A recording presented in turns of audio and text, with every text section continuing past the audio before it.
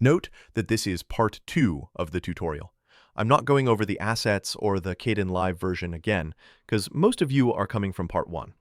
But I will say, this project has some more of my camera recordings, as you can see. Okay, so here we go.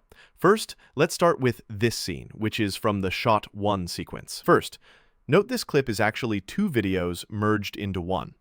I'll break down how I made this composite clip first, then we'll move on. It starts with this base clip. A simple video I recorded at like 6 a.m. No, I don't wake up that early every day. Then, I piled on a bunch of effects. Bezier curves, film grain, lift/gamma/gain, and a denoiser. It's basically the same effect stack we used in part 1. For that animation on the window, I used the same rotoscoping, mask, colorize, edge glow, glow, transparency, and mask apply stack from part 1. I know. Watch part 1.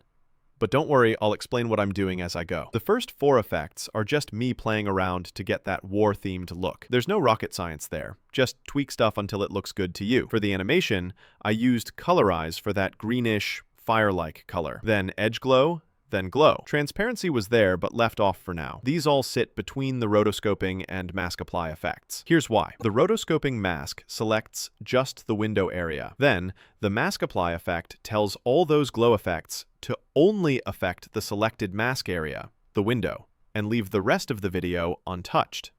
The transparency effect is what I animated to make the glow fade in and out, making it look like bombs are flashing outside and the light is bursting through the window.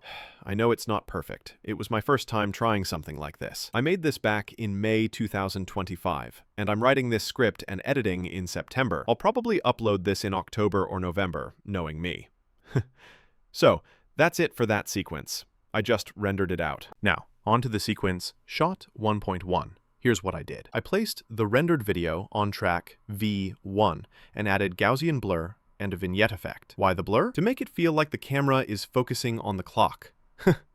Where's the clock? Right here. I recorded the clock separately with the camera in the exact same position as the background shot, so the angle and perspective wouldn't look weird. I used 3 rotoscoping effects to cut out the clock and remove its background. Why 3? Well, you can probably see why. It's a complex shape. It's a bit messy, but come on, man. Or woman, or whatever you identify as. Humans have got so many genders now, which is why aliens don't visit us. Anyway, the point is, the other effects hide those little mistakes. I added the same effects to the clock as the background, so it would blend in and not look out of place. That's it for this scene. There are sound effects too, but that's not part of this tutorial. Now, this part is the Shot 2 sequence. Again, it's not rocket science. It's the same collection of effects, just with values adjusted to fit the scene and mood. Same goes for this clip, Shot 3. Same effects stack, different adjustments. I kept the effects consistent because the scenes don't change that much. You just need little tweaks here and there. I already covered this in part 1, so I won't repeat myself. Go watch that video. And this last clip is, you guessed it, the same effect stack. Okay, cool. Now comes a scene where I can actually explain some cool stuff. This is made from 4 sequences: Shot 6, 6.1, 6.2, and 6.3. Let's start with Shot 6. This has an AI-generated image I made using ChatGPT. If you look closely, there's smoke behind the faraway buildings. It doesn't just look like an image slapped on top. It has a bit of depth. Here's how. I added the AI image, then duplicated it, and placed the duplicate on a track above the original. I added a rotoscoping effect to the duplicate image and cut out the front building. Then, I placed the black screen smoke effect between the 2 image tracks. I used transform, 3-way rotate, and transparency effects on the smoke. I hope you get why. To remove the black background from the smoke, I used the blue bar method, composite green, which I explained nicely in the previous part. That's all for this shot. Then I rendered it. For Shot 6.1, I added fire and glow. How? First, I added this black screen fire effect and removed the black background using the same method as the smoke. Then I added a fire smoke effect on a track below the fire. Above everything, I added a glow effect, the same way we did for the window glow in the first clip, except this one isn't animated. The new thing here is an animated distort effect to make the fire look like it's moving and flowing. You can see it. I repeated this for all the other fires, then rendered. In Shot 6.2, I added the rendered clip and applied the same stack of effects. I also added a transform effect for a simple animation. Then I added this black screen rain effect above the clip. Finally, in Shot 6.3, I just added a vignette effect. That's it. Scene done. Now, this part looks complex, but it's easier than it seems. Instead of going sequence by sequence and wasting our time, let's break it down simply. The background is this clip. How'd I make it? It's just an image with a black screen fire effect and a glow over it, plus the same old effect stack. Then there's this soldier talking, a green screen clip I got from Google. I edited it in a separate sequence to keep things clean, then just merge both sequences together. Oh, the background images come from an AI-generated skybox. That let me show the same street from different angles without searching for a bunch of different images. I almost forgot. To remove the green screen from the soldier clip, I used Chroma Key Advanced Color Selection. I also added a black screen rain effect and subtitles. For subtitles, just hit Shift+S or go to Project Subtitle. You're smart. You'll figure it out. That's all for this scene. The next part is even simpler, so I'm sure you can handle it on your own. Finally, this last scene is easy, but let's quickly finish the previous one. It's the same soldier talking setup,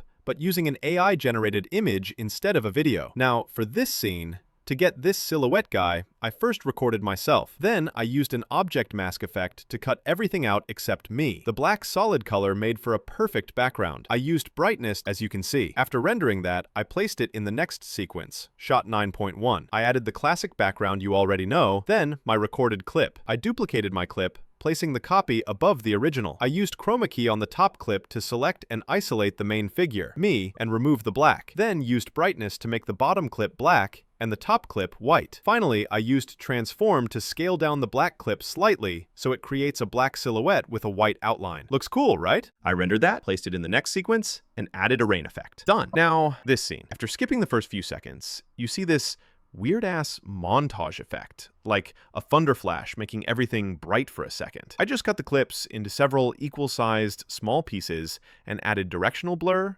transform, and inverter effects. That's it. For the red eyes, just Google Sparkle PNG image download.